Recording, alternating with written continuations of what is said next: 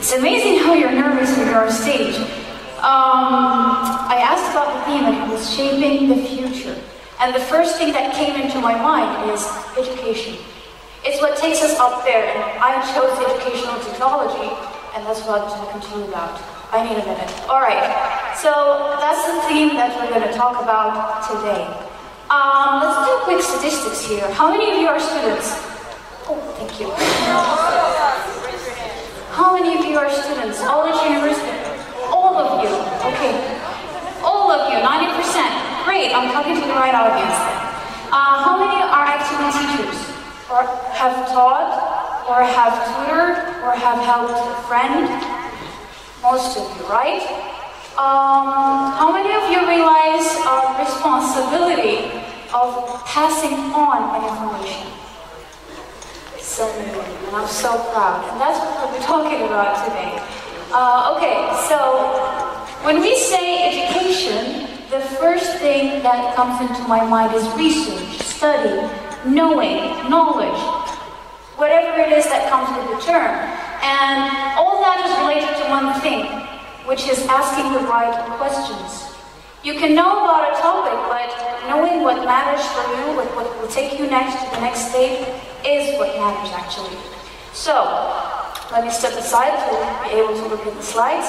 So education defined is basically the process of facilitating learning, not just having it, or the acquisition of knowledge, skills, values, beliefs, and habits. Alright? So even arts, even music, even whatever is included in acquisite or having it is under education. Technology, on the other hand, is the branch of knowledge that deals with the creation and use of technical means and their interrelation with life, society, industries, and etc., etc., etc. When we say technology, the first thing we think of is landing on the moon. That's the American vision of it. When we say technology, what's the first thing that comes into your minds? Yeah? Smartphones, computers, robots, all that. It's amazing how you can look at it that way, because at some point, fire was considered a technology. Matter of fact, it's the first technology created or seen by human beings. Alright? Educational technology is basically linking these two things. When we say educational, we don't mean the education that we receive in school. We mean the methods that we are learning, we are using to learn. And we'll go through that in a minute. Basically, it's any form of teaching and learning that makes use of technology. Now, since you're all our students here, how many of you use technology in your learning process? Yeah? You all Google when you have research? You all Google. E-learning? You use e-learning, you learn online. Amazing. That's a proud, I'm a proud teacher of that kind of students. Alright? Amazing how you can get nervous on the stage. Yes? Next slide, please.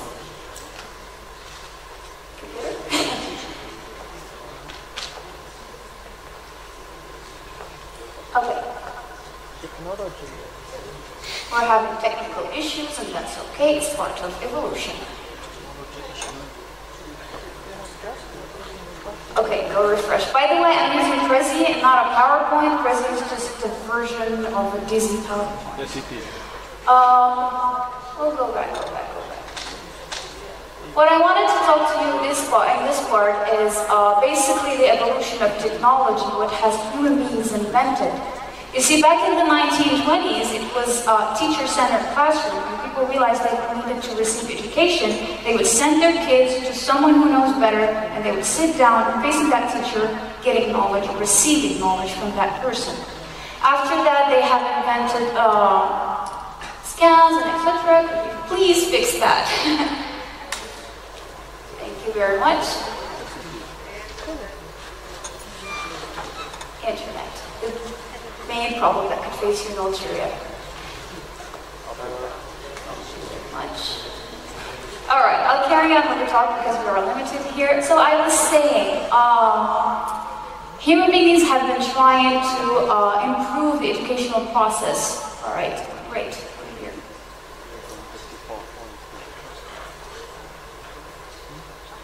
Okay, so it's a comparison between then and now in terms of what human beings have invented to enhance the process of learning. Oh God. Okay. Let's ditch that. Plan B. Always need a plan B. That happens. Okay, so. Gone blank. Alright, so as I was saying, and I'm really sorry for this technical issues, but human beings have been trying ever since to improve the educational process or the learning process. However, when you picture a classroom, you always picture a teacher. One teacher to a gazillion students, whether they're 5 to 40 in some classrooms, right? To a lecture hall like this one, which can have the capacity of receiving up to 300 students. However, how many of you realize the learning types or learning type?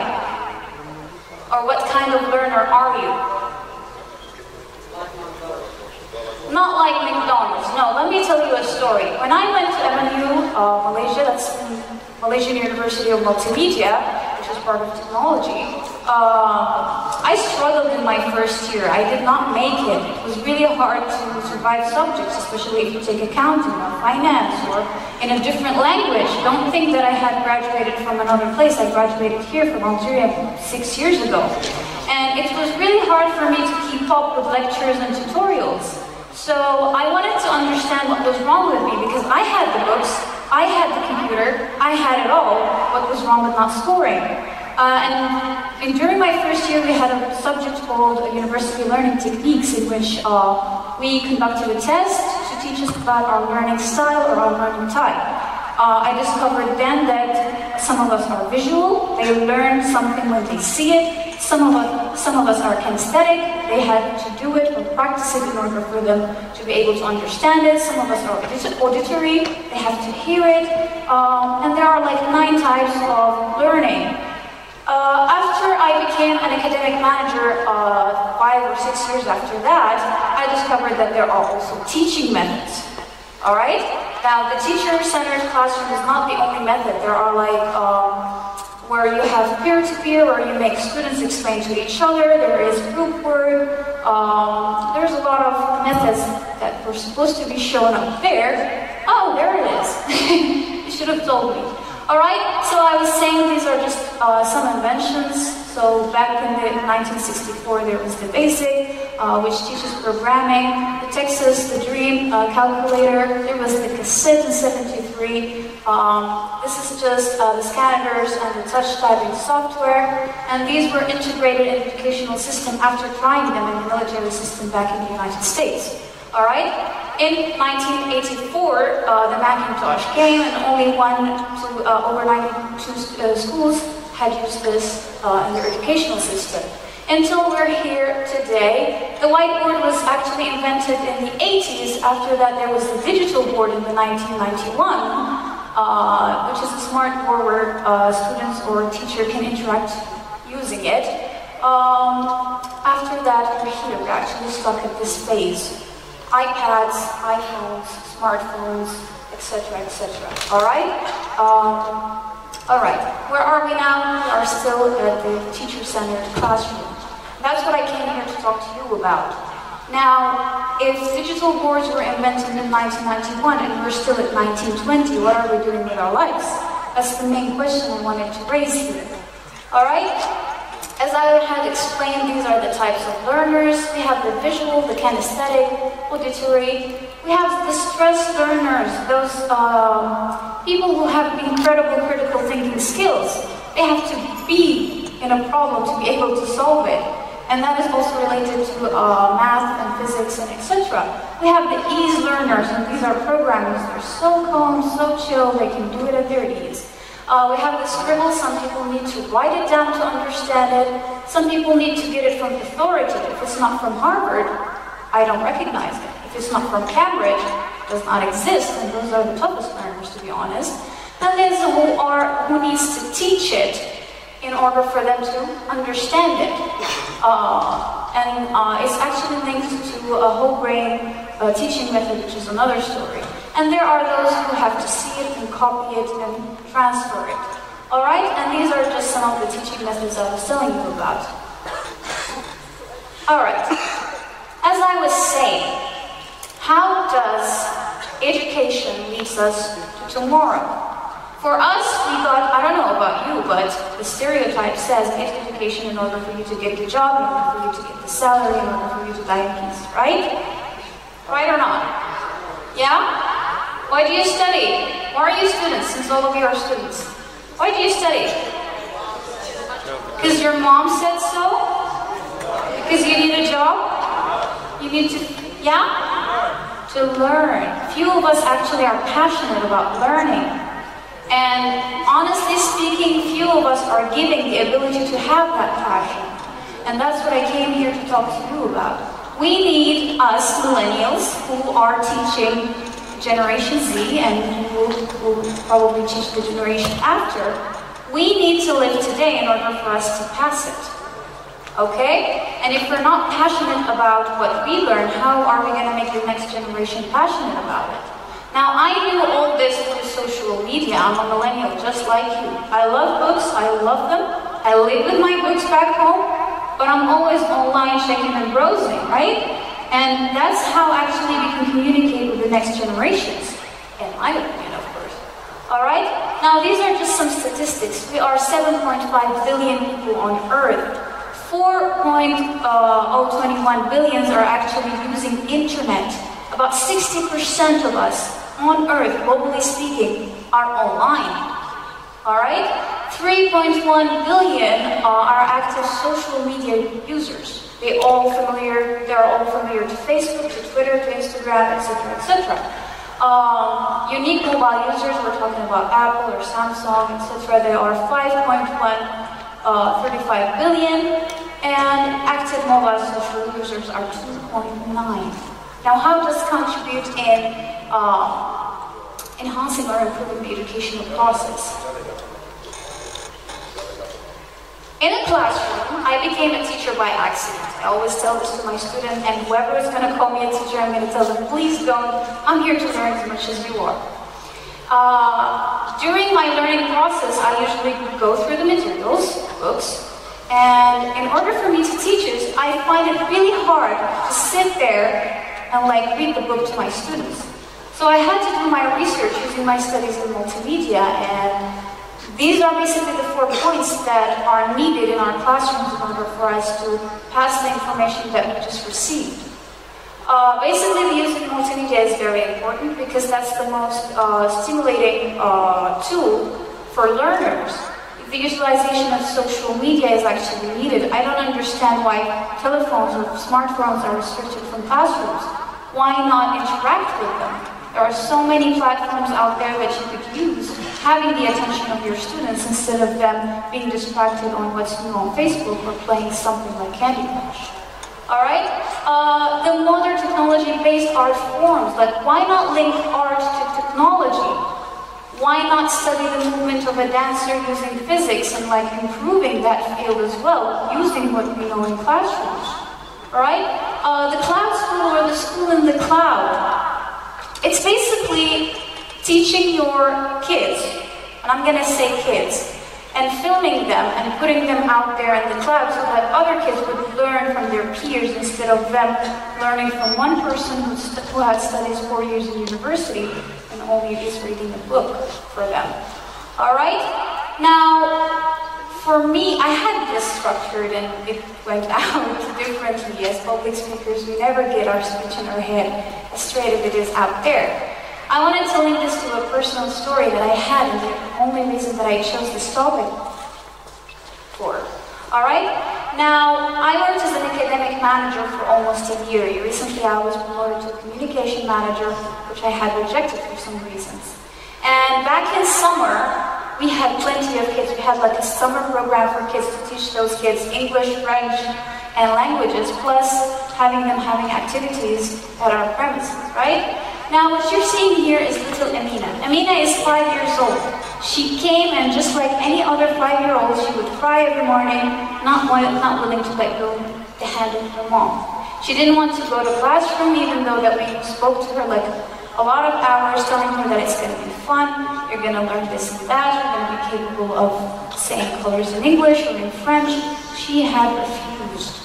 One day I approached Amina and her poor mom. They were standing in front of the vending machine, and I asked her, hey, the numbers are basically below my level, right? I said, can you click this for me? Or what is this? Or how do I get this? I don't remember exactly what I said, but she helped me.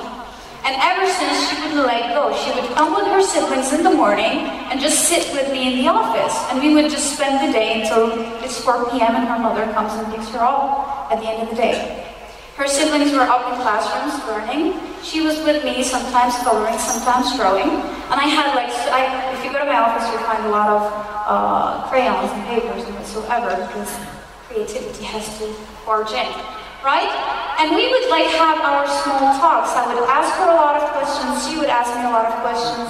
And in that process, we would learn. I did not want her to waste 6 hours of her day not learning.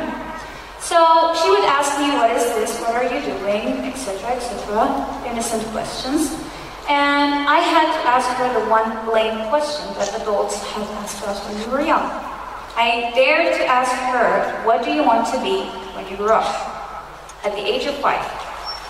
At this point, I did not know what to expect from a 5-year-old, but she gave me a look. She looked at me and she said, oh, I want to be just like you.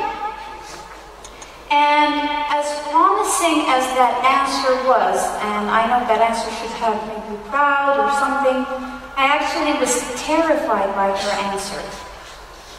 I was terrified. I said, why does this little girl at the age of 5 wanted to be a boring administrative bureaucrat who can't have a minute to run her office? And that's when my fear came out to life. I said, why couldn't I give her a better image that she could pursue?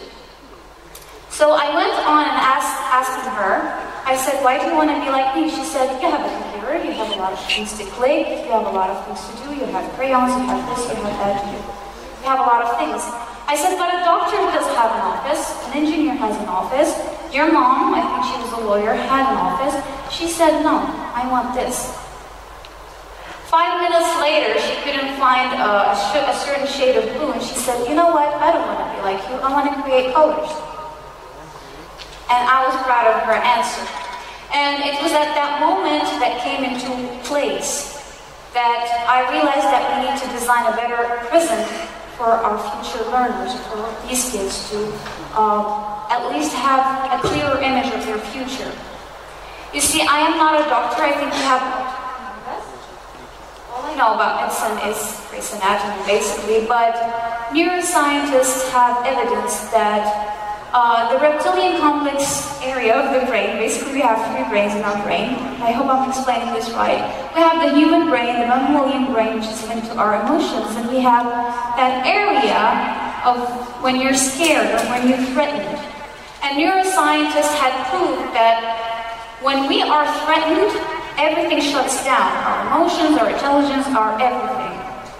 It was then when Amina said that I wanted to be you, that I realized that my fear of the present may be exactly what I saw in someone back when I was 6 or 7.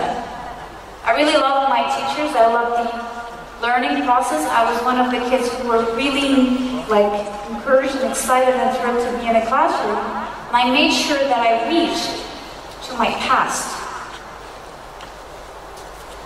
I don't know if you can see it the way I see it, but our insecurities and our fear of the future is making us bringing our comfort zone to the present. If I learned something yesterday and I'm teaching you what I learned yesterday, I'm only making sure that I'm repeating my past so that I ensure my present, so that I ensure my future. You see, our mistrust in the future makes us hold so tight to our past, and I believe that's not taking us anywhere. And I link this to education, only because that's the only factor, in my opinion, that affects our decision-making when we grow up. You don't realize it when you see that lawyer at the age of 7 carrying his suitcase and wearing well and having the ability to fly everywhere. At 7, you might have said, oh, I want to be that. Subconsciously, you made sure that you be that. And whenever we go to schools, we give these kids, or our children, an image that we had in 1920, a teacher-centered classroom. I always had this vision when I was back in school. You see, we always blame it on funding, we always blame it on money. We say that, oh, if you want better education, we need better money, basically, and resources and etc. And I do agree with you. But this is, the picture that you see above is a government-funded classroom. The picture below is a teacher-funded classroom. I respect and I salute all those teachers who are trying to change the education system. Only because they know what it's missing. They know that the future is not yesterday. The future is actually the present. You see, my dream school is to see, or to have, at least like I have a vision of a dream school where I could see students slide into their classrooms like they do in 1 O'Clock Academy. Or they would stand on desks instead of sitting and receiving information. You see, I want my kids to go to schools with zero gravity in them, and that maybe inspire them to have a cure, to find a cure for Parkinson. I want to give them something that inspires them, because we weren't inspired enough. We were only inspired to survive. That has to stop. Now, Ibn Khaldun says that saving traditions or keeping up with traditions does not mean that dead people are alive. It only means that alive people are dead. So let's be alive people. Let's live today. Let's trust the future. My name is Zohra. Thank you very much.